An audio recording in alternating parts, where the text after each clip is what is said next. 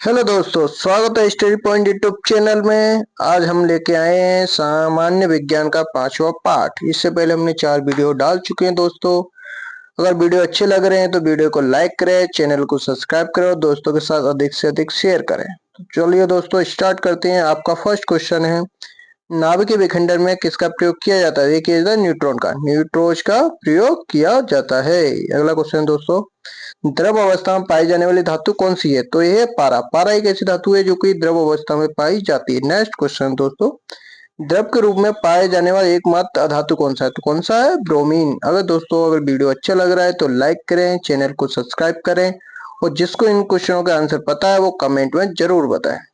अगला क्वेश्चन है दोस्तों, विद्युत धारा मापी जाती है अमीटर से। अमीटर से विद्युत धारा मापी जाती है। वोल्ट मीटर से क्या मापा जाता है? तो वोल्ट मीटर से वोल्ट धारा मापी, विभवांतर मापा जाता है। तो अदिश राशि बताइए, अदिश राशि कौन सी है? कार्य, ऊर्जा, ताप, समय और चाल, ये अदिश राशि। अदिश राशि यानी जिसके लिए दिशा की आवश्यकता नहीं होती, उसे क्या कहा जाता है? अदिश राशि कहा जाता है। अदिश यानी कि आ यानी कि आ प्लस दिशा है ना, तो अदिशा, तो अदिश मतलब जिसके लिए दिशा की आवश्यकता न हो उसे अदिश कहा जाता है। अगला क्वेश्चन दोस्तों, सदिश। सदिश राशि किसे कहा जाता है? जिसमें दिशा और दिशा की आवश्यकता होती है, जैसे त्वरण, बल, विस्थापन, संवेग।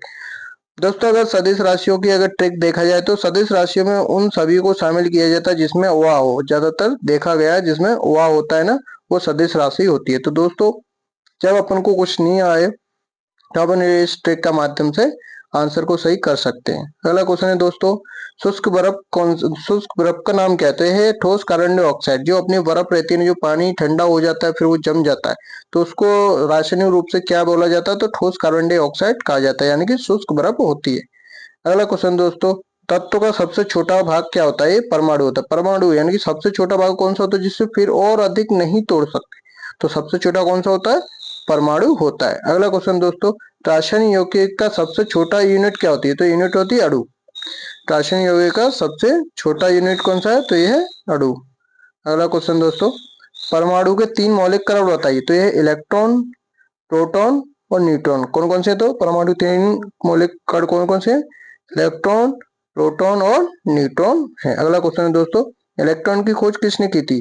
तो ये की थी जे थॉमसन के द्वारा। कब की थी? 1897 के इलेक्ट्रॉन की खोज की थी। कैसे होते हैं ये होते हैं ऋणात्मक, ऋणात्मक होते, ऋणावेशित होते हैं। अगला क्वेश्चन दोस्तों, प्रोटॉन की खोज किसने और कब की थी? ये की थी गोल्ड स्टीनर के द्वारा। 1919 में प्रोटॉन की खोज की गई थी। अगला क्वेश्चन है दोस्तों, न्यूट्रॉन की खोज कब और किसने की थी? ये की थी जेम्स चैडविक के द्वारा। 1932 में न्यूट्रॉन की खोज की गई थी। अगला क्वेश्चन दोस्तों, इलेक्ट्रॉन क्या होता है? ये होता है ऋण आवेशित, ऋण आवेशित कण होता है। प्रोटॉन कैसा होता है? ये होता है धनावेशित।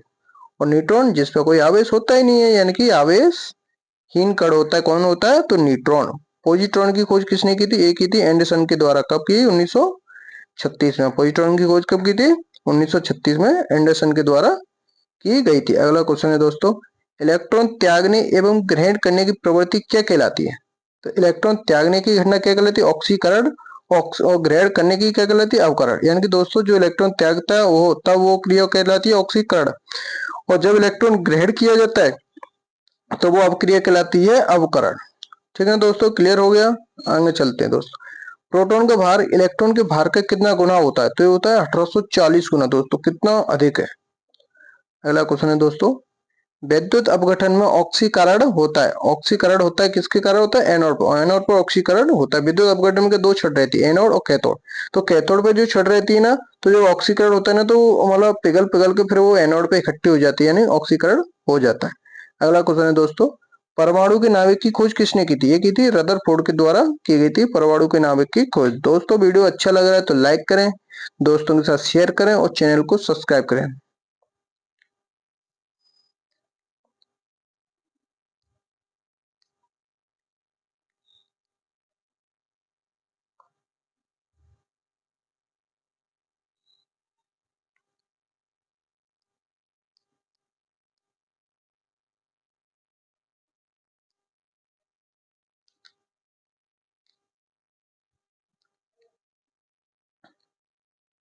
अगला क्वेश्चन है दोस्तों, प्रोटॉन का भार इलेक्ट्रॉन के भार का कितना गुना होता है? तो है 1840 के गुना होता है। अगला क्वेश्चन है दोस्तों,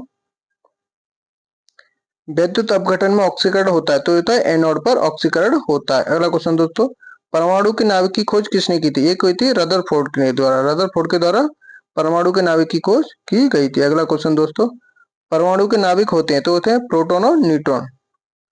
प्रोटॉन और न्यूट्रॉन होते हैं। परमाणु के नाभिक कैसे होते हैं? तो ये होते हैं प्रोटॉन और न्यूट्रॉन। एक तत्व के परमाणु में प्रोटॉन या इलेक्ट्रॉन की संख्या कितनी होती है? तो परमाणु की संख्या कहलाती है। एक तत्व के परमाणु में प्रोटॉन या इलेक्ट्रॉन तो जो संख्या होती है उसे परमाणु संख्या कहा जाता है। अगला क्वेश्चन दोस्तों, ऐसे परमाणु जिनके परमाणु क्रमांक समान परंतु द्रव्यमान भिन्न भिन्न होते हैं क्या कहलाते हैं? समस्थानिक कहलाते हैं। ऐसे परमाणु जिसके परमाणु क्रमांक तो समान होते हैं लेकिन द्रव्यमान भिन्न भिन्न होते हैं वो क्या कहलाते हैं? समस्थानिक कहलाते हैं। अगला क्वेश्चन है दोस्तों, ऐसे परमाणु जिनकी द्रव्यमान संख्या समान परंतु परमाणु संख्या भिन्न होती है वो समभारिक कहलाते हैं। समझ गए दोस्तों? जिसकी द्रव्यमान संख्या समान होती है और परमाणु संख्या भिन्न होती है उसके समभारिक कहते हैं, और जिसकी द्रव्यमान संख्या असमान होती है और परमाणु संख्या समान होती है उसे समस्थानिक कहते हैं।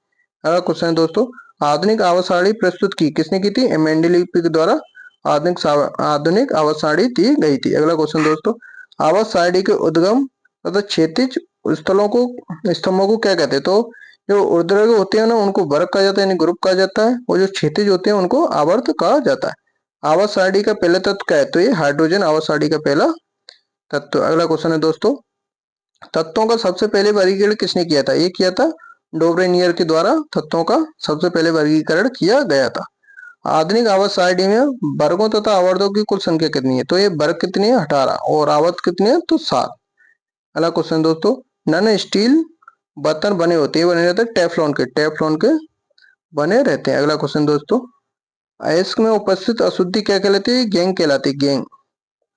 अगला क्वेश्चन दोस्तों, खनिजों एवं अयस्कों से धातु प्राप्त करने की विधि क्या कहलाती है? धातुकर्म कहलाती है। अगला क्वेश्चन है दोस्तों, बर्तनों में कलई के लिए किसका उपयोग किया जाता है? किया जाता है अमोनियम क्लोराइड का उपयोग किया जाता है बर्तनों में कलई करने के लिए। पटाखों में हरा रंग होता है तो होता है बेरियम के कारण होता है। पटाखों में हरा रंग किसके कारण होता है? बेरियम के कारण होता है। अगला क्वेश्चन दोस्तों, आतिशबाजी के दौरान लाल चटक रंग होता है तो होता है स्ट्रोशियम। स्ट्रोशियम की उपस्थिति के कारण आतिशबाजी का लाल रंग होता है। भविष्य का ईंधन किसे कहा जाता है? तो हाइड्रोजन को भविष्य का ईंधन कहा जाता है। मार्स गैस कौन सी है? तो मार्स गैस है मीथेन। अगला क्वेश्चन दोस्तों, नोबल गैस क्या कहलाती है? तो नोबल गैस कहलाती है हीलियम को नोबल गैस कहा जाता है। सर्वाधिक हल्की गैस कौन सी है? तो ये हाइड्रोजन सर्वाधिक हल्की गैस है। सबसे हल्की धातु कौन सी है? तो लिथियम सबसे हल्की धातु है। अगला क्वेश्चन है दोस्तों, सबसे भारी धातु कौन सी है? तो ये ओस्मियम। सबसे कठोर धातु प्लेटिनम। दोस्तों वीडियो अच्छा लग रहा है तो लाइक करें, दोस्तों के साथ शेयर करो, चैनल को सब्सक्राइब करो, बेल आइकन बजाना ना भूलें। अगला क्वेश्चन दोस्तों, सबसे कठोर पदार्थ कौन सा है? तो ये सबसे कठोर पदार्थ है हीरा। हीरा सबसे कठोर पदार्थ है। अगला क्वेश्चन दोस्तों, सर्वाधिक प्रत्यास्था धातु कौन है? तो स्टील है। गुब्बारों तथा वायुयान के टायरों में कौन सी हवा भरी जाती है? भरी जाती है हीलियम, गुब्बारों और वायुयान के टायरों में। अगला क्वेश्चन दोस्तों, आंसू गैस कौन सी है? तो ये क्लोरो एसीटोफ्लोन एक आंसू गैस है। अगला क्वेश्चन, हंसाने वाली गैस कौन सी है? तो ये नाइट्रस ऑक्साइड। नाइट्रस ऑक्साइड हंसाने वाली गैस है। अगला क्वेश्चन है दोस्तों, जल की अस्थायी कठोरता का कारण क्या है? तो ये थे कैल्शियम और मैग्नीशियम के बाइकार्बोनेट जल में घुल जाते हैं जिससे क्या है? जल की कठोरता बढ़ जाती है। अगला क्वेश्चन दोस्तों, जल की स्थायी या अस्थायी कठोरता दूर कर सकते हैं तो ये जल में सोडियम कार्बोनेट मिला देंगे तो इसकी कठोरता दूर हो जाएगी। अगला क्वेश्चन दोस्तों, जल का शुद्ध रूप कौन सा? तो वर्षा का जल होता है वो सबसे शुद्ध जल होता है। D2O भारी जल का अणु भार कितना है? तो ये 20 होता है। भारी जल की खोज कब की गई? तो 1932 में किसने की थी? यूरे और वाशवन के द्वारा की गई थी। तो भारी जल का रासायनिक नाम क्या है? Deuterium oxide D2O। अगला क्वेश्चन दोस्तों, कृत्रिम वर्षा के लिए किसका प्रयोग किया जाता है? सिल्वर आयोडाइड का उपयोग किया जाता है। अभी कुछ टाइम पहले दुबई में सिल्वर आयोडाइड का उपयोग करते हुए वहां पे कृत्रिम वर्षा कराई गई थी जिससे वहां पे बाढ़ आ गई थी। लोहे का सबसे शुद्ध रूप कौन सा है? तो पिटवा लोहा सबसे शुद्ध रूप है। अगला क्वेश्चन दोस्तों, लोहे के किस रूप में कार्बन की मात्रा न्यूनतम होती है? पिटवा लोहा में कार्बन की मात्रा बहुत ही कम होती है इसलिए वो शुद्ध रूप कहलाता है। दोस्तों को वीडियो को यहीं एंड करते हैं, अगला वीडियो कल भेजते हैं। दोस्तों वीडियो अच्छा लगा हो तो लाइक करें, चैनल को सब्सक्राइब करें और दोस्तों से अधिक शेयर करें। धन्यवाद।